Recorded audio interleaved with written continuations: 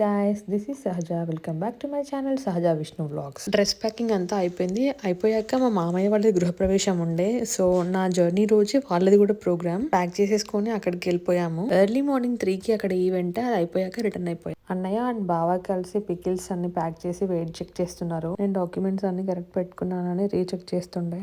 ఇది నా ప్రీవియస్ వీడియోలో చూసే ఉంటారు ఎందుకు ఇంత ఎమోషనల్ అయ్యాను అని చెప్పి. ఫ్యామిలీకి దూరంగా ఎప్పుడు లేను కదా, సో అంతే, ఎమోషన్స్ ని కంట్రోల్ చేసుకోలేము ఇంకా. While editing this video also I'm getting tears in my eyes.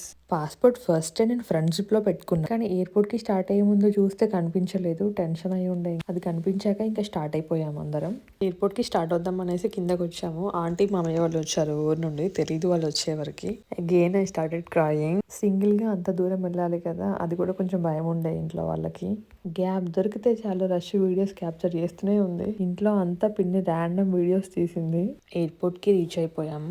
ఇంకా అందరికి ఇక్కడ బాయ్ చెప్పేసి లోపలికి వెళ్ళిపోయాను. అప్పటికి అనుకున్న టైంకి రాలేదు, లేట్ గానే వచ్చాము. ఒక్కొక్కరం ఒక్కొక్కసారి వచ్చి ఉండే. చెక్ ఇన్ దగ్గర లైన్ చాలా పెద్దగా ఉండే. లాస్ట్ టైం నేను ఈజీగా వెళ్ళాను, కానీ ఇప్పుడు కొంచెం చేంజ్ చేసినట్టు అనిపించింది.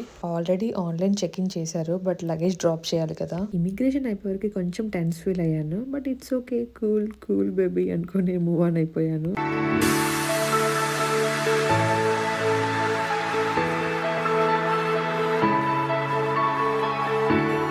Proceed for the boarding.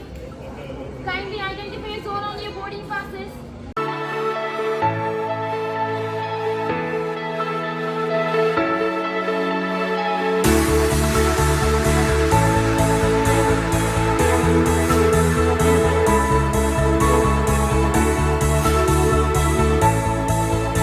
Final గా ఇంట్లో అందరికి కాల్ చేసి ఇంకా బాయ్ బాయ్ చెప్పాను. And I'm also excited to meet my husband because it's been months కదా. బట్ అమ్మో, ఎన్ని మిక్స్డ్ ఎమోషన్స్ ఉంటాయి అసలు.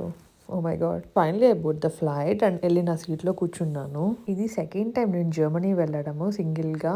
ఎప్పుడైనా విండో సీట్ బుక్ చేస్తాడు because I love to capture the views and all. నేను ఎతిహాడ్ ఎయిర్వేస్ లో ట్రావెల్ చేశాను. I was trying to make my self busy అనమాట, లేదంటే ఇన్నర్ వాయిస్ డామినేట్ చేస్తుంది. ఫ్లైట్ టేక్ ఆఫ్ అయ్యే టైంకి ఇంకా ఏదో మిస్సింగ్. నేను ఇంకా స్క్రీన్ ఆన్ చేసుకొని ఒక రౌండ్ అన్ని సర్చ్ చేశాను. ఫైనలీ ఒక మ్యూజిక్ పెట్టుకొని వినుకుంటూ అలా ట్రిప్ అయ్యాను. నైట్ వ్యూ అయితే ఎంత బాగా అనిపించిందో, బ్యూటిఫుల్ గా హెవెన్ లా ఉంది. నా ఫ్లైట్ నైట్ 8:30కి, so they started serving food.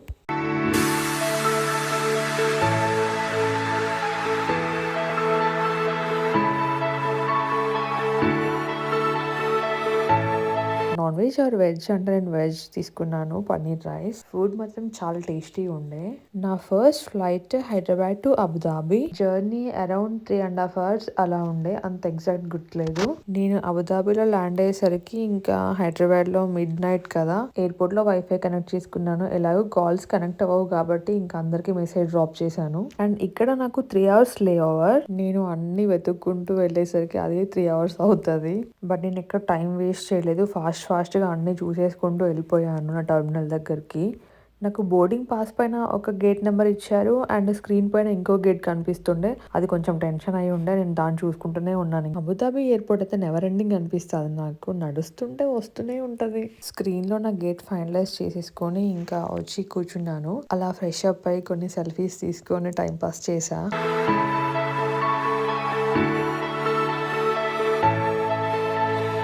ఇది నా గేట్ దగ్గర వెయిటింగ్ ఏరియా. ఫోన్లో ఛార్జింగ్ కూడా లేకుండే, ఛార్జింగ్ పెట్టేసుకొని ఇంకా ఫ్యామిలీ వాళ్ళతో మెసేజ్ చేసుకుంటూ, హస్బెండ్తో మాట్లాడుకుంటూ ఉన్నాను. I mean to say message చేస్తూ ఉన్నాను. బోర్డింగ్ కూడా స్టార్ట్ అయిపోయింది ఇంకా.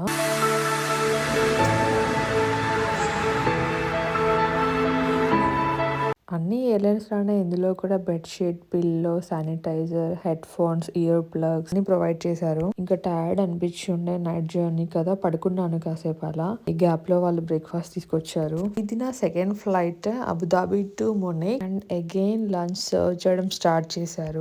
They provided me omelette, chicken sausage and some fruits and dessert, coke. అన్ని అవర్స్ కూర్చొని ఉన్నాం కదా, అంత హెవీ ఫుడ్ తినలేకపోయాను నేనైతే.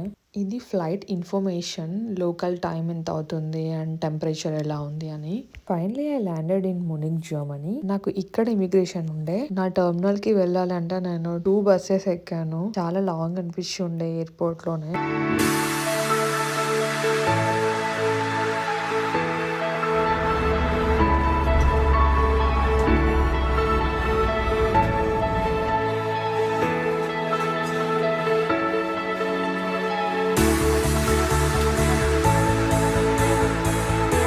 ఇంకా నేను టెర్మినల్కి వచ్చేసి గేట్ చూసుకున్నాను. అప్పుడు కొంచెం రిలాక్స్ అనిపించింది. ట్రాన్సిషన్ వీడియో చేద్దామనేసి ఒక వీడియో షూట్ చేశాను.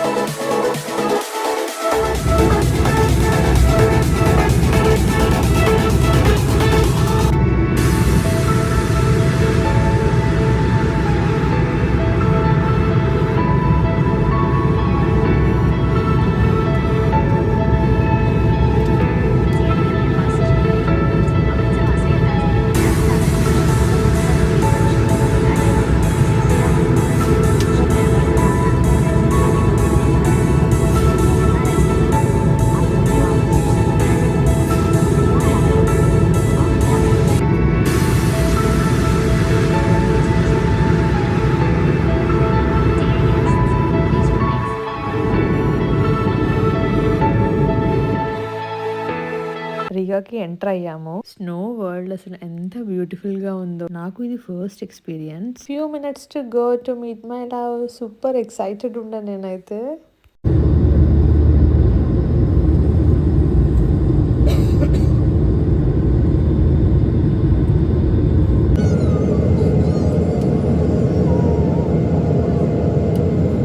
ఫైనలీ ల్యాండెడ్ ఇన్ రీగా అండ్ నా బ్యాగేజ్ కూడా కలెక్ట్ చేసుకున్నాను. నేను బ్యాగేజ్ కలెక్ట్ చేసుకున్నాను. తనకి కాల్ చేద్దామంటే నాకు వైఫై కనెక్ట్ అవ్వలేదు ఎయిర్పోర్ట్లో. ఇక్కడ లోకల్ పీపుల్ ఉంటే ఇంకా వాళ్ళ ఫోన్ తీసుకొని లోకల్ నెంబర్కి కాల్ చేసి ఉండే.